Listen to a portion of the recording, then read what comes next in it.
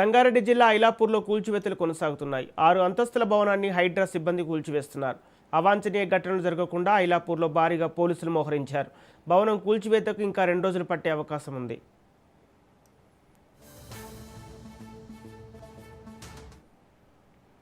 ఇదే అంశానికి సంబంధించి పూర్తి డీటెయిల్స్ మా ప్రతినిధి పవన్ అందిస్తారు.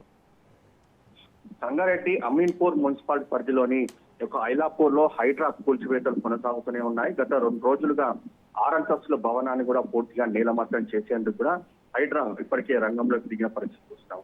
అయితే 3వ రోజు కూడా పూర్తిగా హైడ్రాకు సంబంధించిన పనులు కొనసాగుతున్నాయి. ఈ రోజు కూడా తెల్లవారుజాము నుంచి హైడ్రా కూల్చివేతలు కూడా కొనసాగుతున్నాయి. ప్రస్తుతము ఒక లాయర్కి చెందిన ఫామ్ హౌస్ కూడా గుర్తించారు. దాన్ని కూడా కూల్చివేసే క్రమంలో ఇప్పటికే హైడ్రా కూడా దీనికి సంబంధించి కూడా ప్రారంభించింది.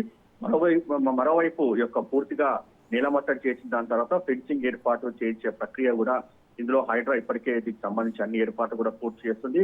అయితే మున్సిపాలిటీలోని పూర్తిగా అక్రమంగా భూమిని, ప్రభుత్వ భూమిని కబ్జా చేసి ఇలా కట్టడాలను తాము ఊరుకోబోమని దీనికి సంబంధించి ఎక్కడైతే అక్రమ కట్టడాలు కొనసాగుతాయో వాటన్నిటిని కూడా కూల్చివేస్తామని చెప్పి ఇప్పటికే హైడ్రా ప్రధానంగా హెచ్చరికలు కూడా జారీ చేసిన పరిస్థితి కూడా చూస్తున్నాం. మొత్తానికి హైడ్రా సిబ్బందితో స్థానికులు వాగ్వాదాన్ని కూడా దిగారు. అయితే బిల్డర్ కి సంబంధించి సమాచారం ఇచ్చామని ఇప్పటికే హైడ్రాకు సంబంధించిన అధికారులు కూడా చెప్తారు.